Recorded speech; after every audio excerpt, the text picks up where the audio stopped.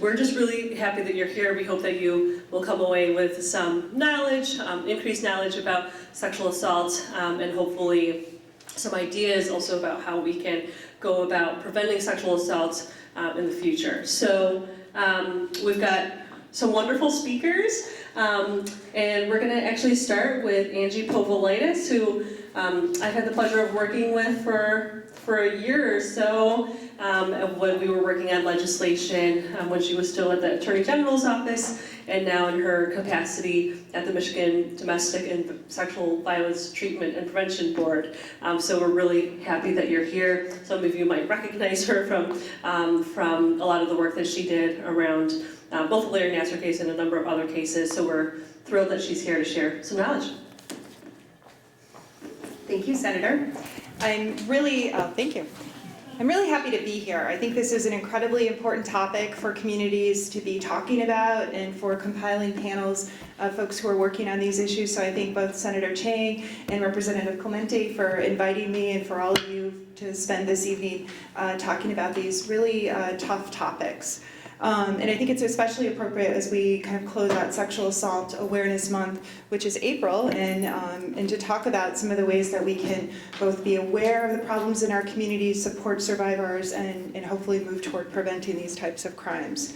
So tonight I'm going to talk about two things, and I'd like to kind of highlight first the importance of victim advocacy work for survivors and their healing, and I'd like to talk to you more about the importance and value of approaching these cases, investigations through a multidisciplinary approach. That just essentially means bringing everybody who comes in contact with survivors to the table to work together, to collaborate. Police, prosecutors, community-based advocates, sexual assault nurses, court advocates, all of those pieces need to be working together to really do the best job that we can, our legislatures as well. So I plan to kind of talk about these themes in the context of my own life and the work that I did on two particular cases during one 6-month period in my life. But I'm absolutely a true believer that a multidisciplinary approach is the best approach for survivors. And it's not only for those current cases. I know here in Wayne County there was a huge issue in Detroit with untested rape kits that were found and tested and then prosecuted and investigated so many years later. That's not a problem that's unique to Detroit. There's over 400,000 untested sexual assault evidence kits throughout the country that were shelved and untested, that many cities are facing this issue. We had over 2,000 in Michigan beyond just Detroit. So it's not just a Detroit problem, it's not just an inner city problem. It's something we all have to kind of examine as to why these kits were taken, why victims went through this process, and why they weren't tested and investigated and prosecuted. This type of partnership can really help to combat sexual assault and abuse. I think one of the best ways that we can look at preventing sexual assault is not only educating children about appropriate, body touch, empowering them to come forward, supporting adult survivors to come forward, that they'll be believed and supported. But when we start to look at some of the research, offenders are often serial offenders. So if you can test those rape kits, if you can make those connections to those serial offenders, your communities are going to be safer. What was really unique in Detroit was somewhere in the neighborhood of 40 other states had crimes that were connected to those rape kits that were untested. It linked to murders, to kidnappings, to home invasions, to robbery.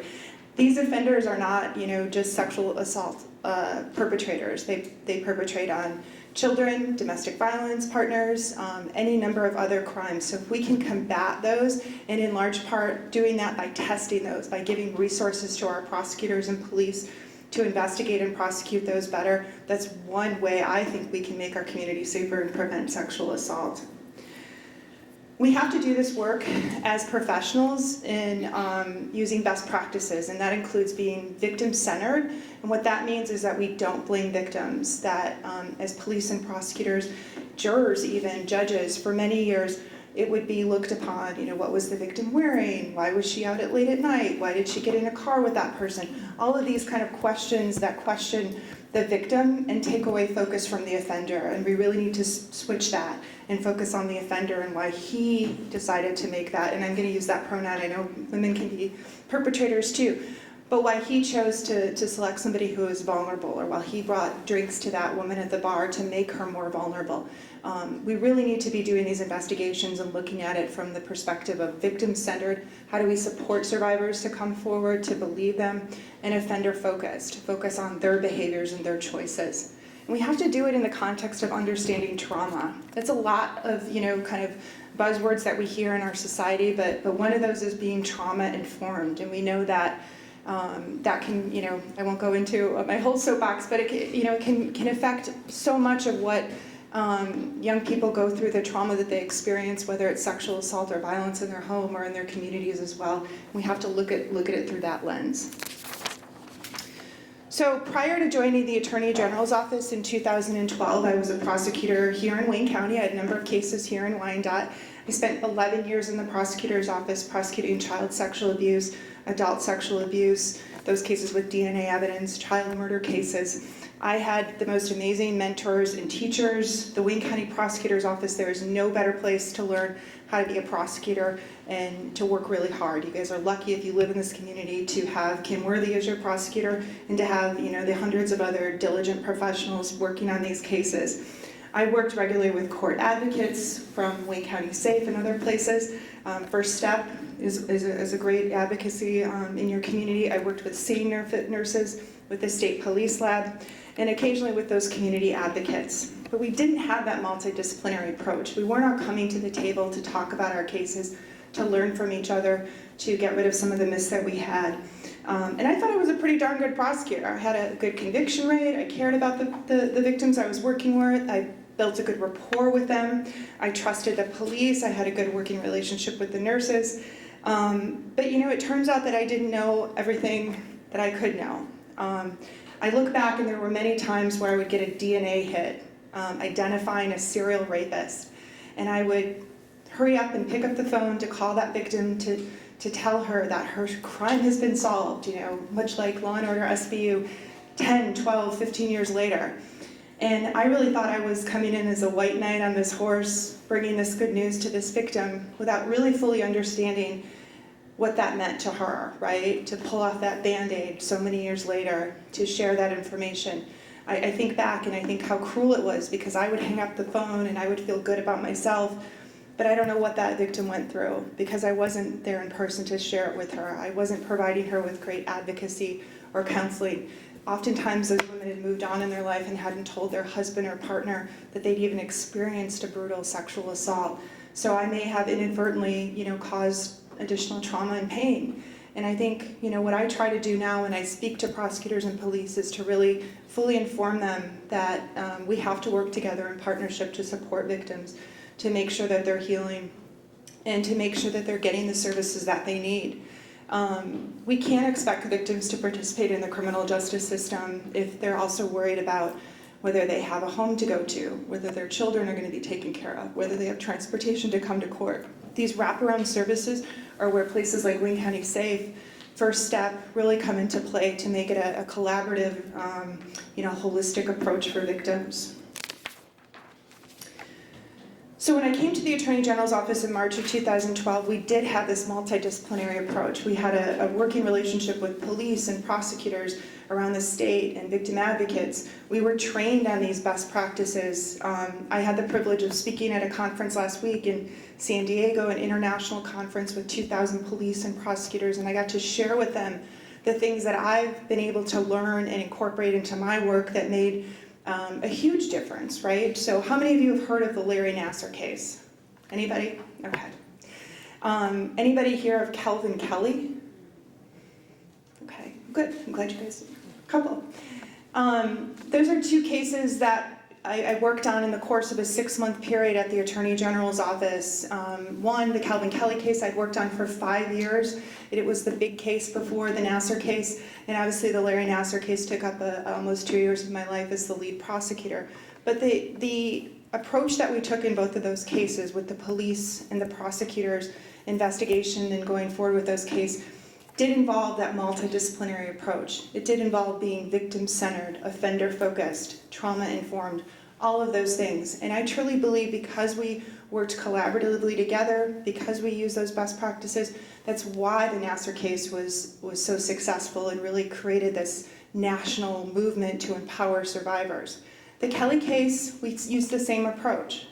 And it really shows that, you know, depending on many other variables that we have, including judges, who may or may not be as enlightened about what's best for victims, who may or may not be inclined to believe victims.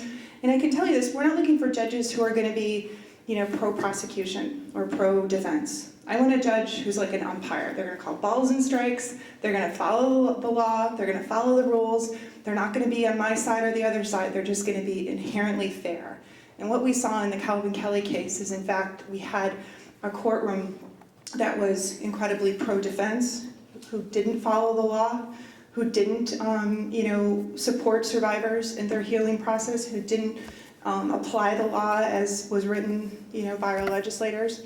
And in that case, just to give you a little bit of background, we had a defendant who was a serial rapist truck driver, and he would travel the country, and we linked him to 11 rapes spanning 4 states over the course of 25 years. And no state had ever prosecuted him before we prosecuted him at the Attorney General's office. We went up and down the Court of Appeals for about 4 years because we had one case in Michigan, but we had 10 other victims who were willing to come forward who had the same experience. This man would use a weapon, he would befriend these women, he would get them into their truck, and it was like Dr. Jekyll and Mr. Hyde. He would then turn into this kind of monster and sexually assault them, threaten to kill them, and do so in an incredibly violent manner. These women were able to get away from him, and they immediately went to the police. They reported their assault. They went through an incredibly invasive sexual assault exam, had evidence collected. They cooperated with the police. But there was that victim blaming, those things we talked about, right? Where the police would ask them, why were you out at 2 in the morning? Why were you getting into the car with this person? Were you a prostitute? Were you involved in drugs, right? I can tell you prostitutes can get raped, drug users can get raped. They're incredibly vulnerable, in fact, and are often prone to sexual assault. So the judge wouldn't let us bring in those other victims to show his pattern of behavior. We had to go up and down the Court of Appeals, and ultimately 4 years later, the victims had already been waiting almost 10 years for their cases to be prosecuted. We went forward, and we put as best of a case we could. I would have probably bet $1 million that it would have been a guilty, and at the end of the day, the jury walked him. They found him not guilty, and they let him out. I can tell you it was devastating to not only me, but also my victims. And one of my victims, Shawana Hall. Does anyone know who Shawana Hall is? Anyone ever heard of Rachel Denhollander? Anybody heard of Allie Reisman? Prominent survivors from the Nassar case, right? Shawana Hall was a survivor from the Calvin Kelly case. She came forward and was willing to talk about the rape that happened on her 31st birthday. And she went through a court process that lasted 4 or 5 months. And she went through a jury trial. And she got that not guilty verdict, and it destroyed her life. And she self-medicated, and about a month after the court hearing, about a month before Larry Nassar pled guilty, Shawana Hall died of an accidental drug overdose. This is the kind of trauma that sexual assault victims are encountering every day, that we have to support them, get them into services, and realize that sometimes their healing is best as we move forward with these cases. And it's really my goal that just as folks recognize the name of Rachel Denhollander and Allie Reisman, and they are incredibly brave and strong supporters who have really paved the way for others to come forward, I hope folks will know the name Shawana Hall as well, because she was equally as brave and equally went through a traumatic experience. And in my experience prosecuting these cases for 20 years, there are more Shawana Halls than Rachel Denhollanders out there. Most of the victims don't have media attention, don't have magazine covers, don't get to go to the ESPY Awards and have, the world support them. We had folks doing GoFundMe accounts and sending in books and writing quilts, and just a tremendous international outpouring of support for the Nassar survivors. Justifiably so. Those young women went through a horrific experience. But there are hundreds of thousands of young women out there, and men, It's important to note that 1 in 6 men will be sexually assaulted in their life, and those aren't talked about as much unless we're talking about it in the context of the Catholic Church. But we have to figure out ways to start by believing victims, to support victims, to put systems in place in our community, to bring those victims hope that if they choose to come forward, that we're going to do everything we can to bring justice for them and to support them and to help them heal as they go forward. So I'm really proud of the work I've done. I have transitioned now to working on policy issues, and I get the privilege of working with these two women to my right who are fearless leaders, I think, on this issue. And I now work for a state board where the Michigan Domestic Sexual Violence Prevention and Treatment Board, where we advocate on behalf of the state as a state partner on sexual assault, domestic violence, and stalking issues, and really seek to be the state leader on these issues. So there were many pieces of legislation that were introduced following the Nassar case. And I truly believe that if we can educate more people, there is a prevention element within that education. There's a lot of work that we have to do within our society in order to kind of get rid of some of the societal myths that we have, this victim blaming activity. But I'm incredibly hopeful. I'm glad that you all are here and have committed to this issue, and that's what keeps me moving forward despite so much tragedy and trauma that I have seen firsthand that can come from these types of cases. So thank you for being here. I can only be here till 6:30. I'm so sorry that I can't be here later, but I'm happy to answer any questions as well. Thank you so much.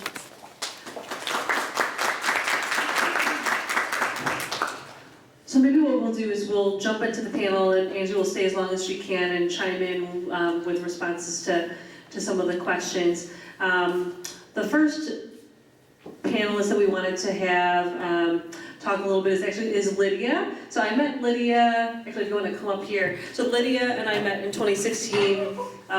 In 2016 I started a fellowship program called Girls Making Change, which is a fellowship for high school girls of color in my then house district. And Lydia was in our first cohort, and so she's going to talk a little bit about that experience and the community action project that they did. Hello everyone, my name is Lydia Maciel. I'm a Wayne State student. Hopefully I graduate in 2020, 2021, around there, with public policy and a minor in public, with a major in public, I forgot. Sorry, I'm a little nervous. I haven't done this in a minute. My major is political science and a minor in public policy with Latino studies.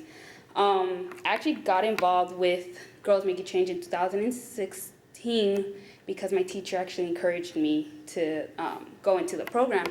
And I didn't really understand what it was it about, until she started talking to me and she started saying, this is something you should do, because I just love to help my community and just be as educated as I can be. So when I learned about what Girls Making Change is, it taught me a whole different level of skills of how to be a leader, how to be organized, how to organize something. And it has helped me throughout, from getting out of high school to college, because I've done a lot of other things because of the skills that I've learned in Girls Making Change. And I am so grateful for the opportunity of me having to have been part of that organization. And with many other girls as well, that we had the opportunity to do this project not only in my high school, but also in many other high schools, like Cristo Rey, which is in Southwest, Martin Luther King, CCA, Cesar Chavez. I tried to do out of Detroit, but it was a little bit more difficult. And our project was just bringing what sexual assault is and what consent was to many of the high school students.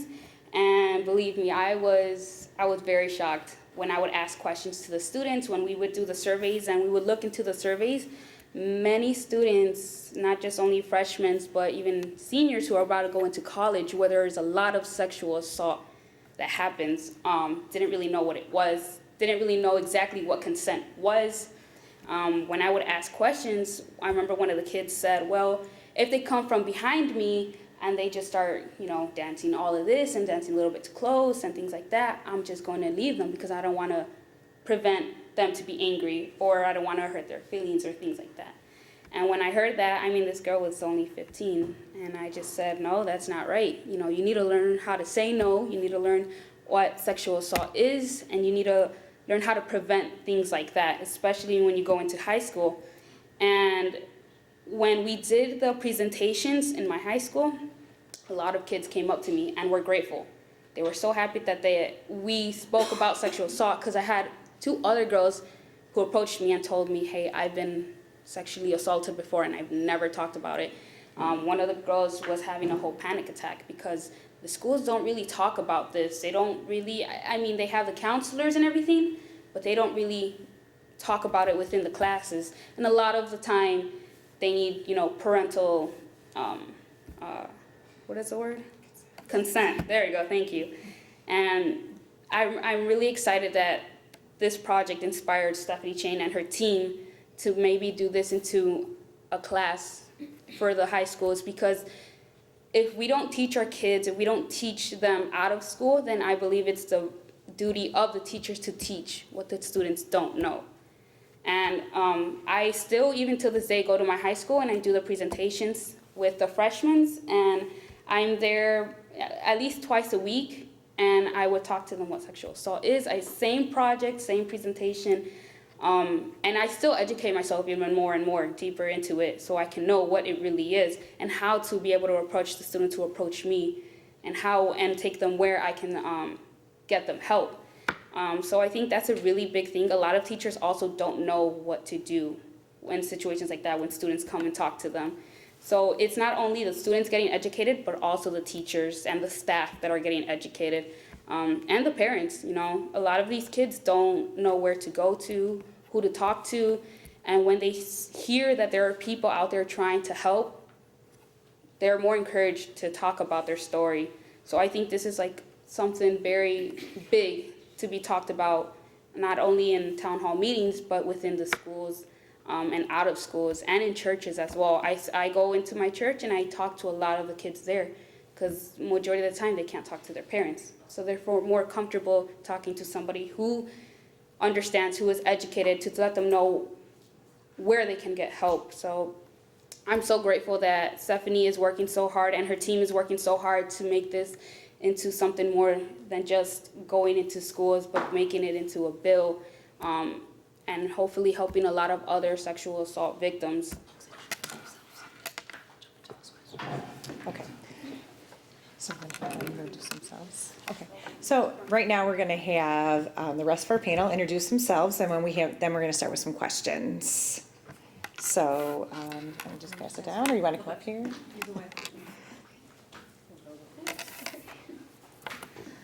Hi, I'm Erin McLaughlin, and I work for WC Safe. I am a sexual assault first response advocate. So basically what that means is if somebody is sexually assaulted in Wayne County, I accompany the forensic examining nurse to the site, and I provide advocacy for the survivor. And then I also work in office as well, and I carry a caseload, and I do legal advocacy. I also work with our human trafficking director. I'm getting my master's degree at Rutgers right now, and yep, that's it.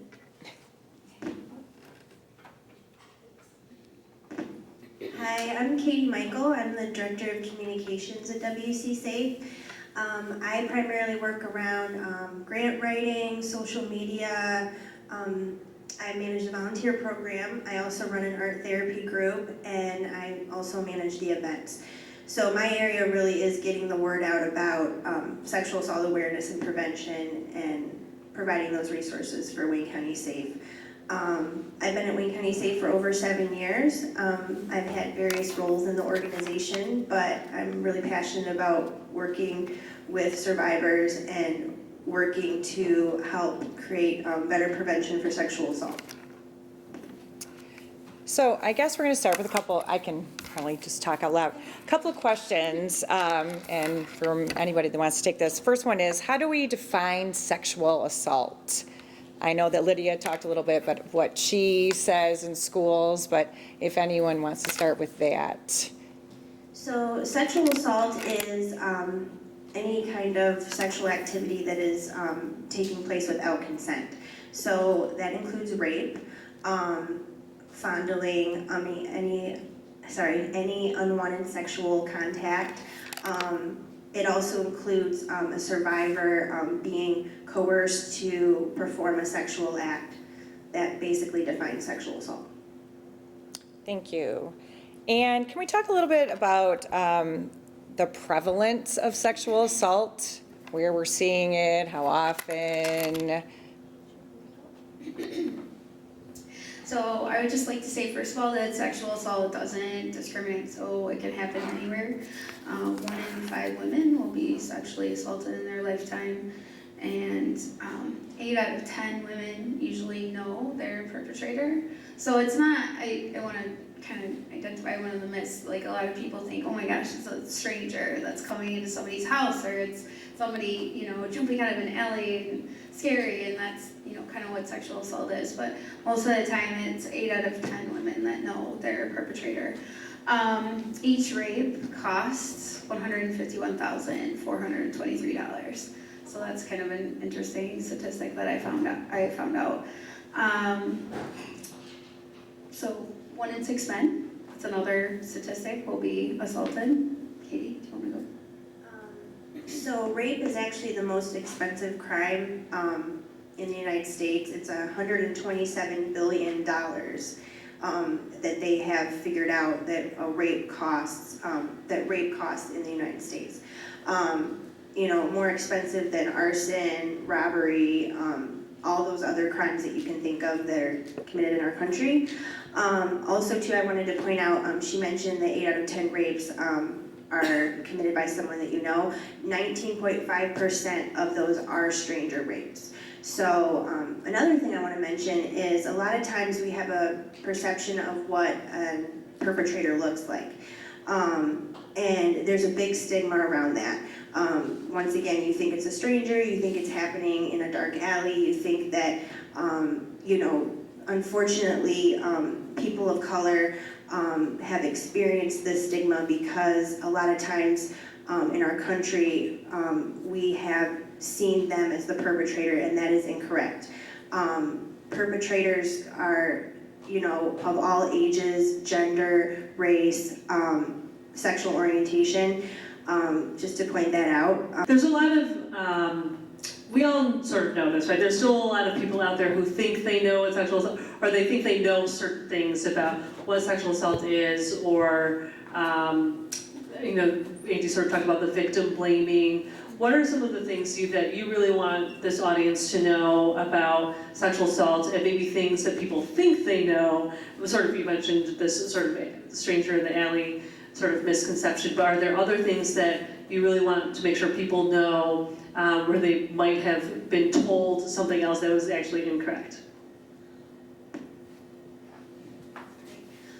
Yeah, so I do lots of legal advocacy, and this is not, like, how many people in here watch Law and Order? Does anybody watch Law? Oh, great, okay, lots of hands.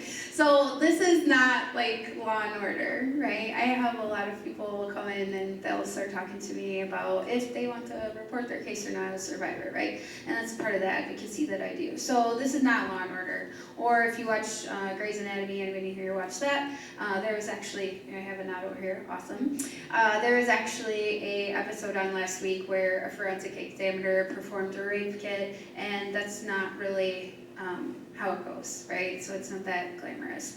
And I just want you to know that lots of survivors, they have a choice in how they proceed forward. So I think a lot of people think a survivor will come in and she will say, okay, I'm gonna go about this way. I'm gonna automatically do the kit, right? And I'm gonna automatically prosecute my offender, and I'm gonna automatically go and seek counseling. And that's really not the case. That's not how things always go. What we do as advocates is we really want to empower the survivor and really provide good trauma-informed care. And when I explain trauma-informed care to various audiences that I talk to, the bottom line of trauma-informed care is I want to meet the person where they're at without judgment. And that means whatever they choose in that moment, I am going to respect that, right? So if I have a survivor come in and she says, Erin, I don't want to do the kit, I'm going to say, okay. Or she said, or maybe she comes in a couple days later into my office and she says, I don't want to take my case forward to prosecute. I say, okay. So I think a lot of people think that, there's pressure-filled situations, or, she automatically has to do the kit, or she automatically has to report her case to the police. That's not the case for us, okay? We want to empower our survivors. So that's a couple things that I want you to know. And we really, that's what we do, is we want to empower people, because the sexual assault, that takes away somebody's empowerment. I'm a survivor myself of sexual assault, and that was the biggest thing that I had to learn and I had to get back, was my empowerment and start to be able to make choices for myself again. Yep, Katie? Just to piggyback off of what Erin said, everyone has a different healing timeline, and every survivor is unique. So you really have to honor them in that space. And every survivor is going to want different tools and resources for their healing. For instance, I run an art therapy group. So I have several clients that come in and we create artwork. And sometimes we don't talk about what happened, what they're going through, their assault. Sometimes we just create, and that's what they need in that time, and that's something that they look forward to, and I empower them in that way. And I also try to create projects that allow them to really be creative and individual in what they're doing. I'm not like, hey, we're gonna make this and you have to make it look like this, and if you don't make it look like this, you're doing it wrong.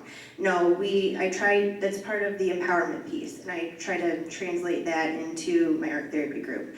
And I'll say this too, I'm also a survivor of sexual assault, and when I was assaulted, it was in high school, and I did not seek out any counseling, and I've never done that.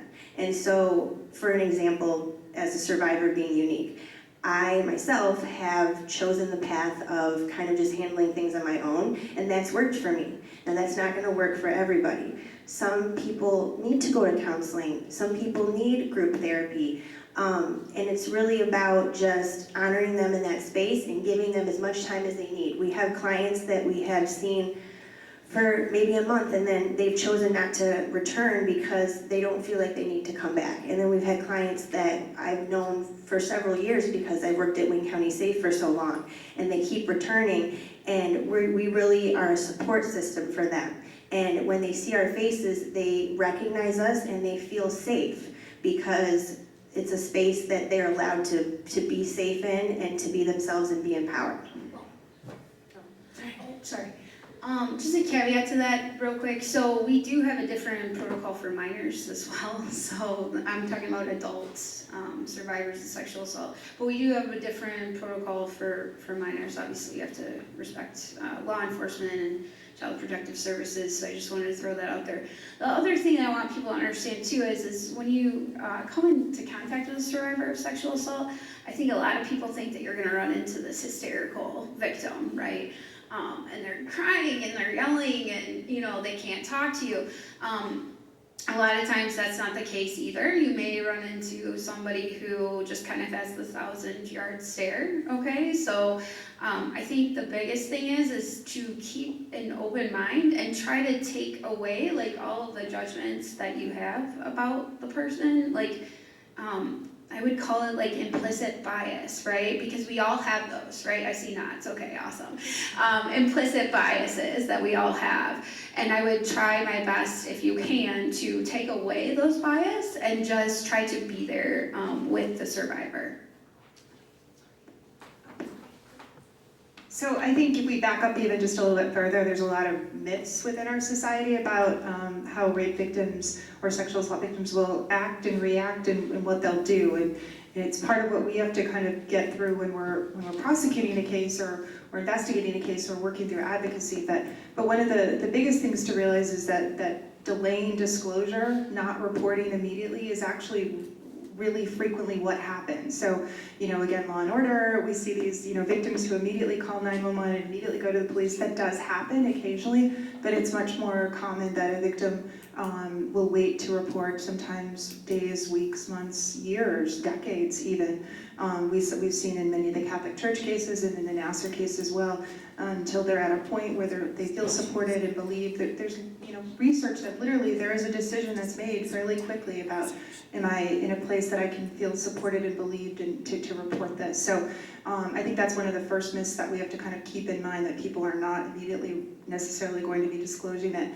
Also, we all think we know how we would react if we were attacked or assaulted. I think I've heard many people say I would, scream or punch or fight, and really what kicks in is a biological response. And there's a lot of research right now about the neurobiology of trauma and how, victims will just, there'll be a physical biological reaction that takes over, whether you freeze or flee or sometimes just can't even move even if you wanted to move. And it's very confusing for survivors because, sometimes the brain will want to do something that their body won't. And again, the research that we're seeing is that response that you think you might have is sometimes beyond your control. So the one thing I think you would to take away is, we've heard about the statistics, you may or may not be a victim yourself, but you may encounter someone who was, or who trusts you enough to disclose and report that to you. And that first interaction that a victim has with someone close to them or trusted in their life,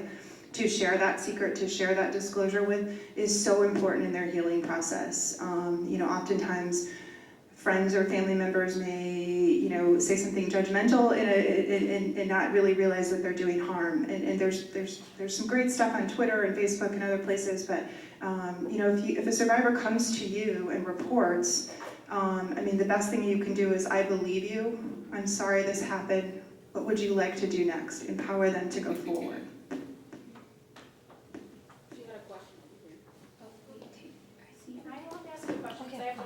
Sure, yeah. So I was a SWAT nurse and ER nurse at Children's for many years. One of the things we had to do is when the girls or boys came forward and said that they were sexually assaulted, is take them over to Detroit Receiving for their exam. I would like to see somebody advocate for keeping them at Children's, because I would have to put them in a wheelchair, push them down a tunnel. It's a dark tunnel. I can't imagine what they were feeling as I was pushing them down this long lost tunnel to Detroit Receiving, where I would then sit them in a waiting room to wait for the nurse to come over. And if you've ever been in Detroit Receiving's waiting room, it is crazy. So I would like to see somebody advocate, or if you can tell me how, as a nurse, I can get them to come to Children's Hospital and examine them there instead of going to Receiving. I think that's a really good point. It is something that I can bring up in one of our staff meetings. So, that's what I can tell you as far as, I know we work out of certain hospitals and that's currently our protocol, but the best thing I can tell you is it's currently something I can advocate in a staff meeting. Thank you so much. Mm-hmm. You may also want to, I know there's a Wayne County SART program, a sexual assault response team, where again, it's a multidisciplinary team response to these. You can, send them a letter, send them an email, find out, because I think I completely agree with you. I didn't realize that was going on. Yeah, because we just drop them off and give them the number for Kids Talk and tell them to follow up at Kids Talk. That's really all we do. And a lot of times the mothers don't believe the children. The population we work with, it's often the boyfriend doing it, and the mother takes the side of the boyfriend a lot. And so it's very hard. I always hug them, tell them you're loved, and then that's my parting way with them, but I wish I could do more. And I'm sure there's a reason we do have that protocol in place. I can't tell you what that is right now, because that would be a question for Kim Hurst, our director. So, but she is a PA herself. She does work in and out of the ER, so I'm sure that there is a very good reason why we do have that protocol in place. I will bring that up to her. But yeah, that's kind of how we've always had it, but it doesn't mean that policy ought not to be questioned. But I appreciate the work that you do at Children's, and I know that the reason that we refer them to Kids Talk is because they have many different services that, we don't offer. And especially if the legal case is gonna go forward, they might have to do a forensic interview and things along those lines, and the people there are better equipped to go forth in counseling and things along those lines, so. Thank you. Mm-hmm. And I got one before we go to. Sure. Question is that with all the things that have gone on and the kids being placed where they haven't been touched for years, has there been a push to change the drop-off of cases in law to where they can bring forth the case at any time down the road? That's what they should be able to do. You know, if they, 15 years down the road, they want to go and have their case prosecuted, they should be able to do that. So when those rape kits were found, it did result in significant legislation that came after that in a statewide commission. And I think, Stephanie, you were involved in that and sat on that. But so right now, you know, hopefully that should never happen in Michigan again. There's time frames in which the police have to pick it up, that they have to deliver it to the lab, that the lab has to test it, that the results have to be done. And there's actually kind of a cool program that my organization has been instrumental in, and then the commission that Senator Chang was involved in, where we're gonna actually start tracking the kits. Like, you can order something on Amazon, right? And from your phone, you can see where it is in the transit. Well, why the heck can't we do that with a rape kit? Or why can't a victim or the police or those people? So we're in the process of implementing that throughout the state, and I think by the end of the year it should be in every police department. We may need some legislation that mandates it, because, you know, sometimes police departments may be a little bit slow on the uptake to actually volunteer to do it. But there is a process in place. I mean, it gets a little tricky with confidentiality, and again, we want to give survivors the choices. But if they release the kit to law enforcement, then it should be getting picked up and tested fairly quickly. Victims also have, I believe, up to a year to make that decision. So the hospitals and the service providers will hold on to those kits for up to a year for that victim to decide whether they want to go forward and have it tested too. So there are some really great things that happen from this tragedy of finding these kits that, I mean, we really are a leader in the country, that other states are looking to us to mirror some of the legislation and approaches we've had to prevent it and make it run a little bit smoother. Well, I can tell you, we don't need a sexual assault kit to prosecute a case. I mean, the law in Michigan is essentially, if the jury believes a victim beyond a reasonable doubt, a victim's word is fine. We don't need to have like Law and Order videotape or eyewitnesses or, you know, any kind of physical evidence. That's kind of a cherry on top of the cake kind of thing. But there are statute of limitations issues, and I know, again, that was something the legislature worked on really hard last year in extending some of those. We do have some constitutional issues. Once they've expired in the criminal field, you can't revive them, but essentially, anything that's happened since about 1995 going forward, if it's first degree, we can prosecute those cases. Yeah, and I think statute of limitation needs to keep being worked on and get rid of it. Yeah. So that they can go at any time. Thank you. So just an additional note on that, and then we'll go on to some other questions, and thank you so much for council members. Have a good council meeting.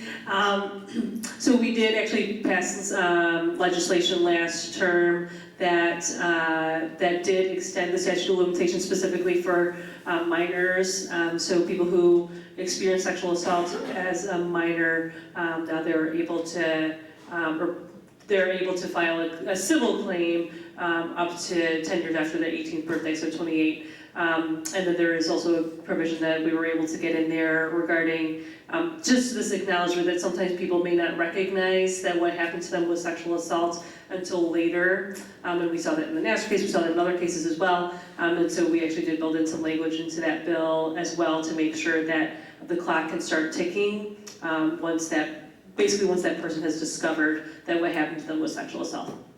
So moving on, we did sort of talk about this a little bit, but I'm going to actually just combine two questions. What can bystanders, family, and friends do both to prevent sexual assault, and then also what can we do to help survivors of sexual assault? Yeah, so I think that this would be, I think people can attack this in a couple different ways. Just having conversations with your kids, and I think it starts early, right? So it might be an uncomfortable conversation for some people to have, but I think you really need to start talking about consent early. And that means, you know, if your child doesn't want to give somebody a hug, right, you don't force them to give a hug. And then consent needs to be talked about as early as, I would say, 4 or 5, because a lot of children, they need to start understanding that, what consent is, what it looks like, where's appropriate places to be touched, where's appropriate places not to be touched, right? Because what we see is with a lot of our survivors is they don't really understand consent, and then it actually carries over into their adult lives. So we'll have people come in and they'll say, oh, well, I think something happened, or somebody else will tell them that they were assaulted, and then they'll come into the ER later on. And they'll say, well, my so-and-so told me that I was sexually assaulted, and I'll say, okay, can you tell me what happened? And then it is sexual assault, right? So I think you have to start early and start having that conversation with your children all the way through, right? And it doesn't just include girls, right? We need to start having this conversation with our little boys, right? And start helping them to become strong men, okay? So that's... that would be a part of it. And then obviously in our communities, we need to start like having more of these meetings and start getting educated. The other thing I would say is start to, with the technological era that we're in, it's great, it's awesome in some ways, right? But it's can be damaging in others. So limit your kids' phone time, screen time, have conversations around social media, have conversations around, I know a lot of kids in middle school, they'll start talking about sending, nude photos, things like that. This can be very damaging to minors, and don't think that it doesn't happen, because it does. And like I said, this can be a very uncomfortable conversation to have, I get it. But you need to have these conversations, because if you don't have them, then things are going to happen that maybe you don't want to happen. And also what I'd like to tell you is that social media is a place where, people prey on children, people prey on minors, and they prey on the vulnerabilities. So for example, if your child is posting on social media, oh, I just, I had a fight with my mom, I'm not getting along with my mom. If your child's social media page is public, somebody can see that. And what I'll see a lot of times is older men will prey on younger children, right? And that's when I can see, and it's not just, that's where human trafficking can occur, which that's a whole other lecture, so we're not gonna go there. But also I've seen sexual assaults happen that way too, right? Where they'll start a grooming process, they'll befriend the young minor, and then they'll say, hey, I wanna meet you somewhere, and then what'll happen is a sexual assault will occur. So I think a lot of it is, understanding that the internet is an awesome thing, right? But it's also kind of a hunting ground, right? For people to prey on other people. Getting educated yourself and staying up with the trends, and then having those difficult conversations. There's a great video on YouTube about consent. If you Google it, it's called the T video. I love it. I laugh every time I watch it. There's some smiles in the audience. It's really great for kids. Anybody else want to go? I have a 12-year-old brother and I have a 1-year-old brother. And my brother just recently got a phone, and I said, oh goodness, here we go. And I would tell him, let me see your phone, let me check up on it. I don't want to be spying on you, I don't want to be up your back about it, I want to protect you. I want to make sure you know what you're saying, what you're doing. He's 12, he's young, but I limit his time with the phone. You have an hour after school, and then when you're home, you get your homework done, and that's it. Actually, at the age of 10, I started talking to my brother about what sexual assault was. It was a little awkward, it was uncomfortable, but my parents come from a background of everything is very taboo. And you have to see in the cultural way as well. A lot of people don't speak about it because of their cultural beliefs. My mother, I spoke with her about sexual assault. I have had cousins come up to me and tell me, what do I do? This, a family member had done this to me. I don't know what to do. And I'm blessed and I'm glad that I got educated. And I educated my mother, and I even educated my uncles about it. Because this needs to be talked about within families who don't talk about things like this. So it can be very dangerous for kids who don't know what sexual assault is, that when they were younger, this was wrong, and they didn't know. So like she said, we just have to stay educated and keep up with the trends, and keep up with our grandchildren's, our children's lives. And I just had a friend a couple months ago who just told me, hey, I was sexually assaulted. I can't talk about this within my culture. I can't talk about it publicly we have to drive an hour away so we can just talk about it.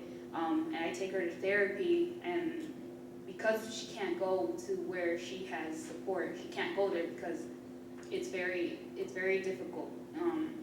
So just be educated, know who to go to, know your resources around your community, where you can go to. It's the best, I think, advice that you can do, and just educate them. Educate at a young age, teach them what body part this is, teach them that this isn't right, teach them that it can happen to anybody, from anyone, woman or man, it doesn't matter, it can happen.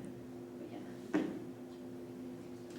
And I'll just mention something too about being a bystander. Have any of you guys ever seen that television show? It was on several years ago, where I think it could happen to you. They set up a scene for something that's not real, and they just want to see like how bystanders react to it and what they do. So think about that. You know, bystanders are very powerful in numbers.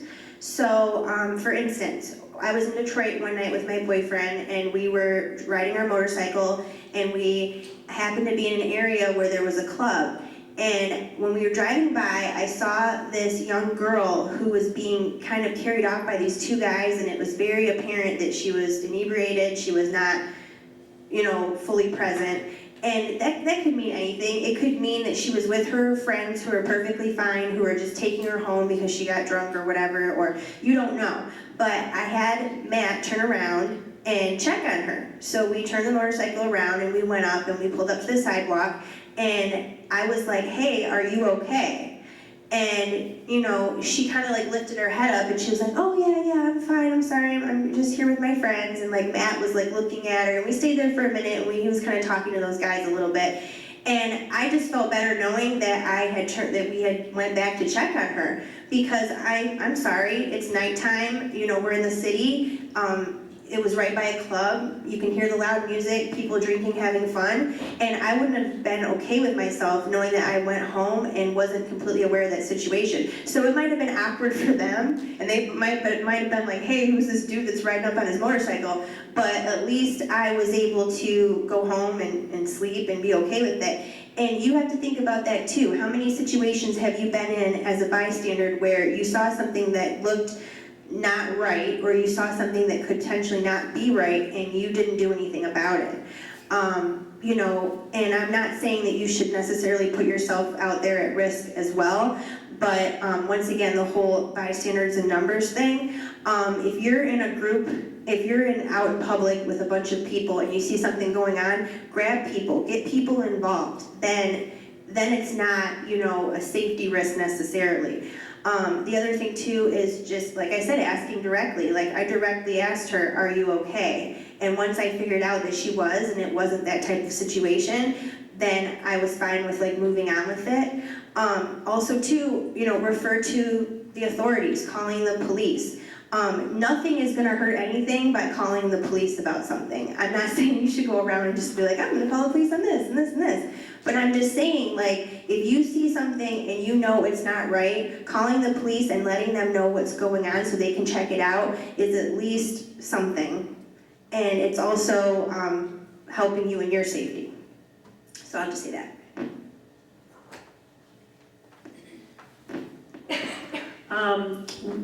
One thing I wanted to point out is that we have at the front a number of these booklets, and it says Ask Yourself, a Domestic and Sexual Violence Prevention and Resource Guide. It's got a lot of good stuff in here, actually, really helpful, and does have a lot of phone numbers and contact information, things like that. But I wondered if any of the panelists wanted to share about specific resources in the community that we want to make sure you all are aware of so that you can help educate people about those resources.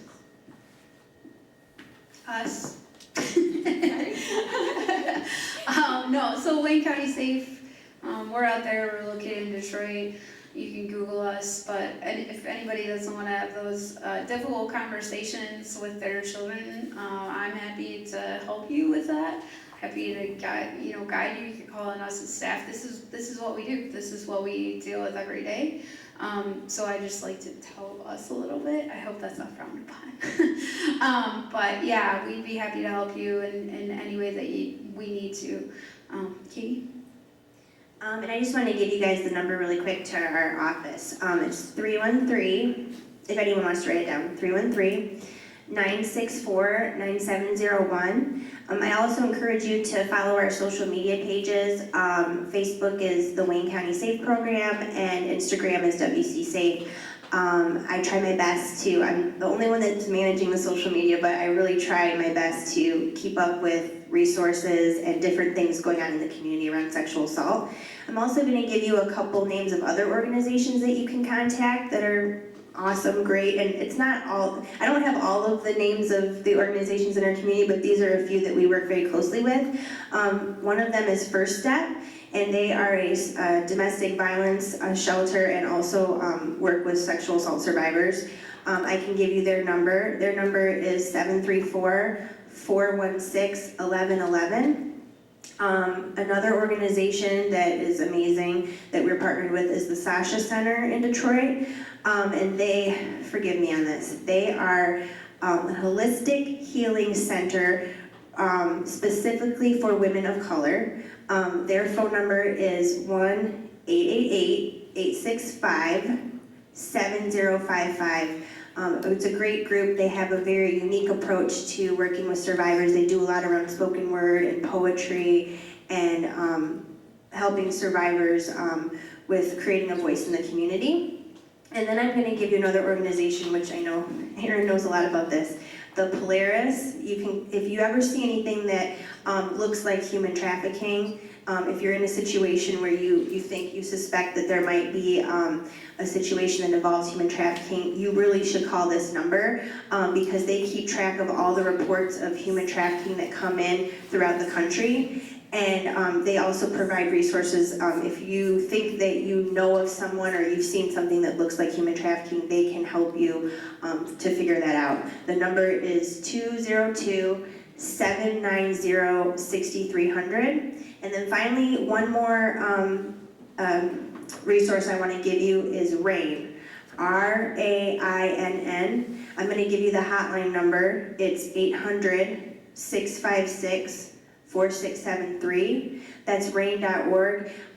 They are an amazing resource. If you want to see all the statistics around sexual assault and human trafficking in several different specific areas, they go over statistics and resources for several populations specifically. This is a great resource and tool, and the hotline number is also great. If you're a survivor and you don't feel comfortable, or you know someone that's a survivor and you don't feel comfortable necessarily seeking out individual counseling or group counseling with one of our organizations, you can always call them, and they have a 24/7 hotline for someone to talk to. And once again, my name's Katie, so if you guys have any questions or you would like to contact me in the future, please feel free to call me at Wayne County Safe. I'm always here to support anybody. Yes, sure. I just wanted Katie to go ahead and repeat you all's number for me. Oh, sure. No, yeah. Thank you. 313-964-9701, and our website is www.wcsafe.org. Another organization that's actually on Southwest Detroit, it's called DHDC. I have their phone number if you guys would like it. It's 313-967-4880. I'm actually trying to work, I've been going to DHDC since middle school, and I'm actually trying to work to organize like a group meeting for parents to talk about sexual assault, and that they're welcome to bring their children, but I'm trying to focus more on the parents and educating them, and also the kids on the side, because I know it's a little awkward, but yeah, the HDC, I'm trying to work to have like a group meeting in Southwest Detroit, so if anybody's interested in going, or contacting me about it, so you guys can come and see, you guys can come to me and for my phone number.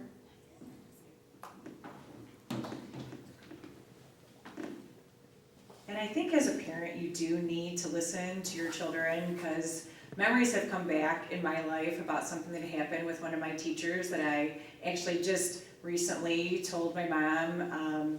I was really uncomfortable with the teacher, things that he was doing to other people, but didn't know what it really was or what it meant, but I knew that I would never wear words on my shirt because he wanted to read all the girls' shirts with his finger. So you really need to listen to your kids, and just listen, because they will talk and don't say anything until after. That's what I've learned as a parent, is to really just let them talk and not really say, oh, well, this is wrong or this is right. Because sometimes things happen that you don't really think about until later. Wow, that really wasn't comfortable. I know somebody said, like, if your child doesn't want to give someone a hug, maybe they have some reasons why they're not doing that. Thank you very much, ladies, for all your knowledge. And I just wanted to tell you that meeting Stephanie last year was my first term, and now I'm in my second term. She has been a champion in introducing and helping legislation get through the legislature as a representative and now a senator. And we do have a large package of bills that we have thought was going to pass during the lame duck session, but it did not, and we are reintroducing those bills and working on them. And my bill is centered around schools and teachers to make sure that if something happens within a school, that the teacher will not be able to maybe leave one district and go to a private school or a charter school, like we were talking about repeat offenders. So that's what I'm working on, and Stephanie would like to tell you a little about her bill. Yeah, but all of this is there's a handout that, it doesn't go into a lot of detail because it's a lot of bills, so we didn't want to overload you with 20 pages, but of the bills that we reintroduced last month. So my bill, Senate Bill 2016, it really did actually come from girls making change in the work that they did in 2016 in educating other high school students about sexual assault, and finding that so many high school students have never been told at all in their educational career about what sexual assault is or who to turn to. And so that's what my bill does. It requires every school district to disseminate information to grades 6 to 12, information about what sexual assault is, that it's not and I explicitly put it in there, that it's not the victim's fault, and then available resources in the community. And then it strongly encourages, because this is the way that our legislature works, it strongly encourages school districts to also train the teachers on on available resources and how to work with students that may disclose to them, because there's the recognition that, as some folks have mentioned, that some teachers may even have completely the wrong response or don't know what to say when a student discloses to them. Unfortunately, there are a lot of folks within sort of the school lobby that they don't like being told what to do, right? So that's why we strongly encourage it, and we do want to make sure that they're getting teachers the information that they need about how to respond. So this is legislation that both of our bills did pass through the State House last term, as well as through the Senate Judiciary Committee, and just didn't make it to a final vote in the Senate. But it's a big priority, obviously, to make sure that we're getting these done, because it's really critical, I think, to both prevent sexual assault and then also to protect survivors. And one of the things that I always point out about a number of our bills that have to do with young people is, in some ways it's about making sure that a survivor has the support, but it's also about making sure that everyone who might potentially, we also want to prevent people from becoming perpetrators, right? And so that's why this education is also important. And then that other piece around, as Angie said earlier, that first person that you tell, it really does, there's a ton of studies about this. It's very clear that the first person you disclose to, how they respond can really make or break really the rest of how you deal with what happened to you.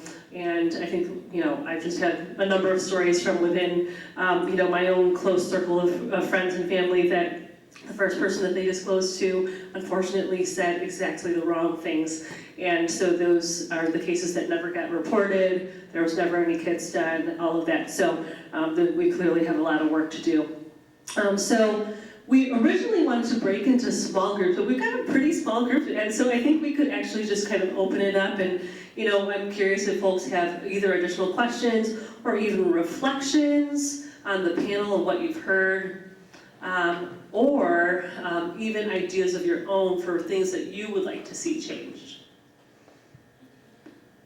I'm just wondering, I know you talked about your bill and how it talks about education with sexual assault. I'm wondering if you could add in to the bill, and I don't know if this can be mandated, but it's always an idea that I had, mandated classes for sexual assault starting at a lower age, right? And I mean, the classes would be based on the age, and then mandated classes on human trafficking as well. So it'd be like a mandated hour class in the school curriculum that you would have to take.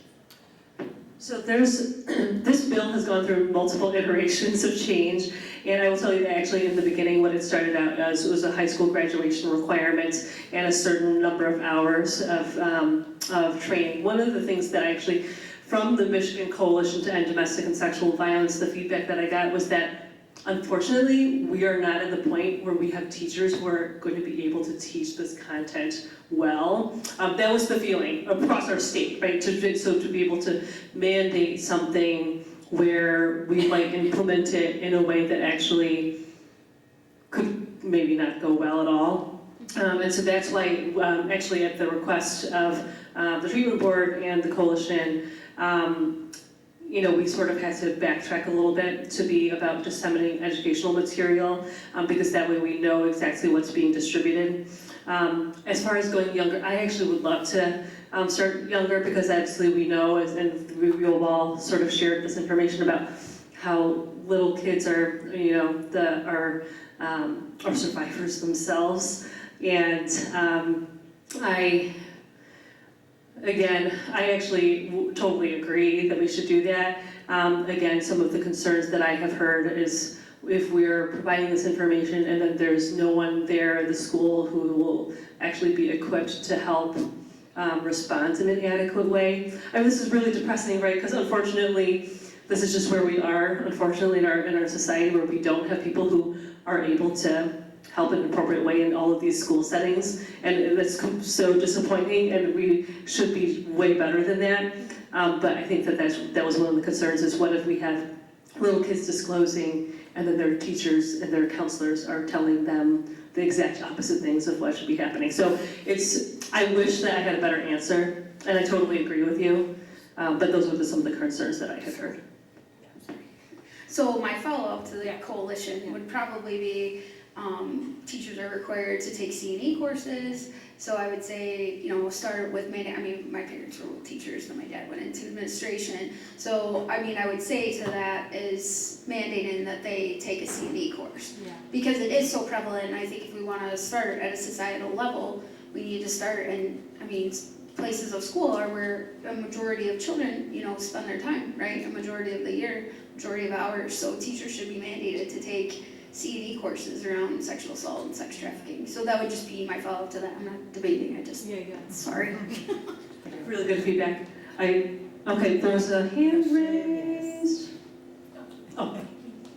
If you can either shout or you can come up here and use the mic. Yeah, so, that's a frustrating thing, obviously. And I've had that happen before. So that's why I think it, and where I would go with this is it's a legislative issue, right? I think it's something that needs to be mandated. And until it's mandated, I think we're going to constantly run into that, because obviously there is an issue, right, with sexual assault and sex trafficking. We're seeing it come out more and more. There's always been an issue with it. I'm really passionate about sex trafficking and sexual assault.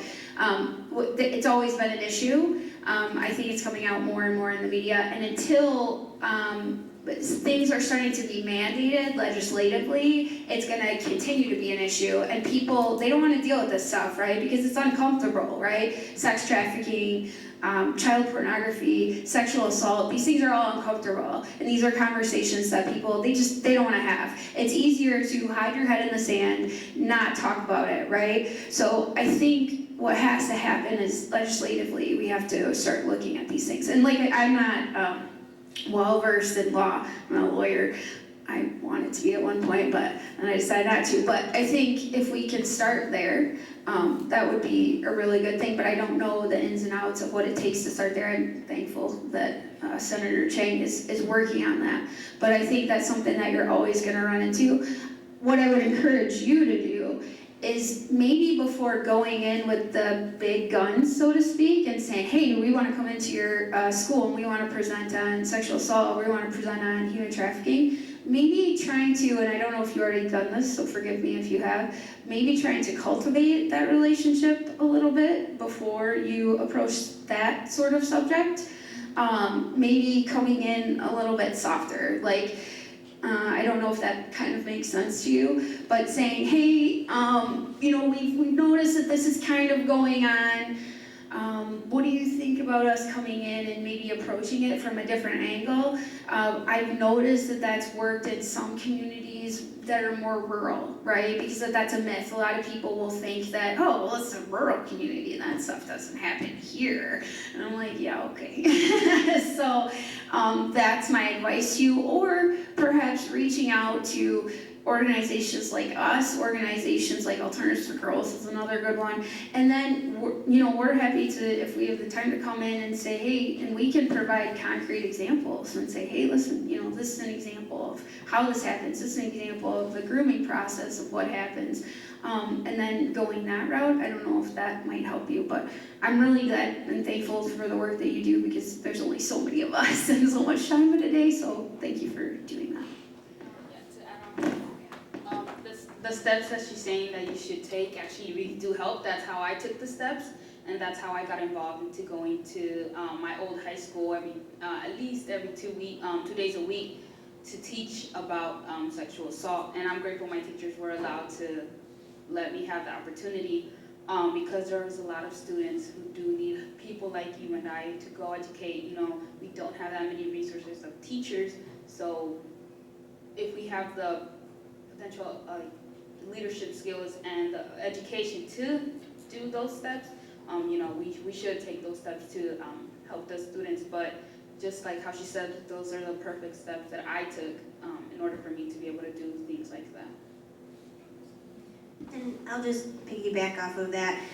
There was a few years ago, I worked closely with a lot of the universities with one of our colleagues at Wayne County Safe around prevention and bringing students into our organization to volunteer and do internships. That's a great way to engage students. I had a class for a while that I had come in every year. This particular teacher kind of geared her class around service work at Wayne County Safe, and the whole class would come and participate in different shifts, like the students individually, and it was a really great way to engage them in the work that we do in a positive way. But I will say that at that time when I was working really closely with the universities, I had taken it upon myself to call a few of the universities that I knew weren't working with us, and just trying to get them to allow us to be part of their prevention work that they were doing with students. And I remember one university I called, and I'm not going to say names, I talked to the vice president, and he told me, well, we've only had one reported sexual assault on our campus, we don't need you to come in, we have it handled. Just like, Erin was saying and stuff.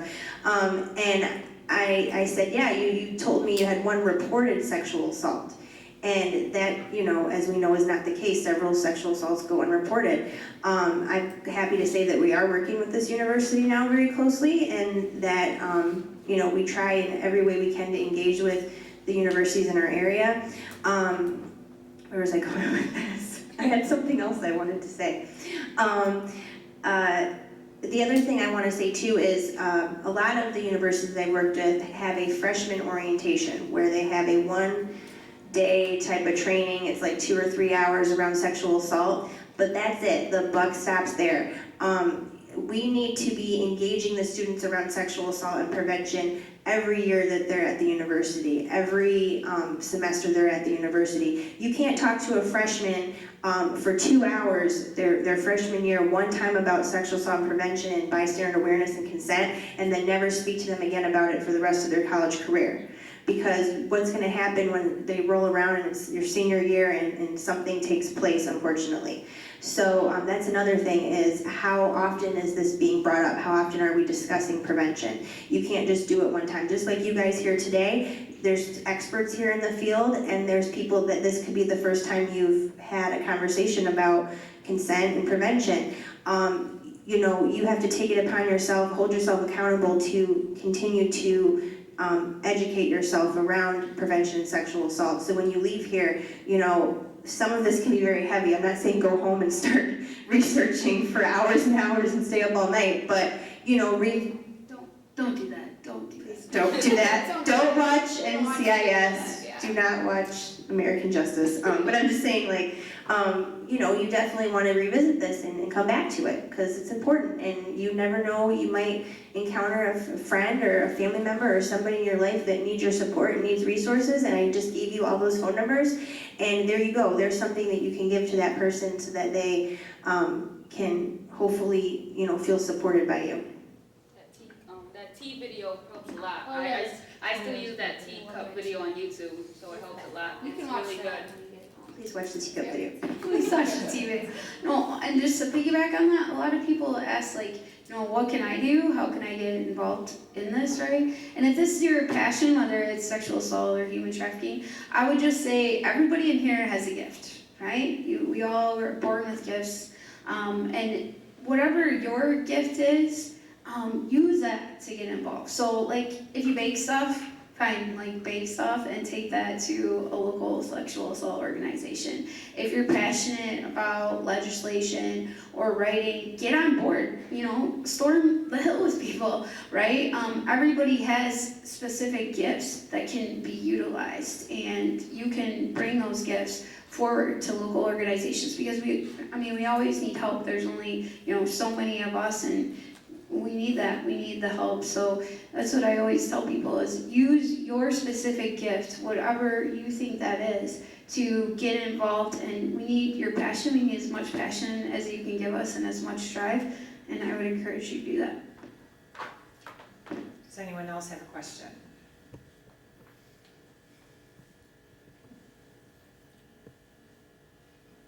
I think that we can probably wrap up early unless there's any anyone have closing thoughts or comments that people want to share? I'm just grateful for the amount of work everyone's doing with this. This is amazing. I've been trying to do it all on my own, but now that I see there's more resources out there, definitely will hear about me a lot. Well, thank you so much. Why don't we give a round of applause to all of our panelists? I know that we've still got a lot of snacks in the back, so feel free to grab some. And please, you know, we've got a lot of these. If these are things that, you know, handouts that you can actually share with other individuals, there's a lot of good information, and the phone numbers for almost all of the groups that you mentioned are in here. Not all of them, though. And I also don't know how long ago this was printed. So, but it's a good resource. And I just encourage everyone to keep talking about this, keep educating yourself and others, because there's so much that we can do to change our laws, to change our culture, and to really try to both protect survivors, prevent future sexual assault, and just hold people more accountable. So I'm feeling really inspired by the work of everyone up here, and hoping that you are as well. We've got a long road ahead still, I think, to try to make some change here, but I feel that you know, but we've got some momentum on our side, and growing awareness and growing sense, I think, from community members that we need to do something, that we have to, because it affects too many people, and every single person in this room, I'm sure, knows someone or is yourself someone who's been affected. So thank you for coming, and have a good evening.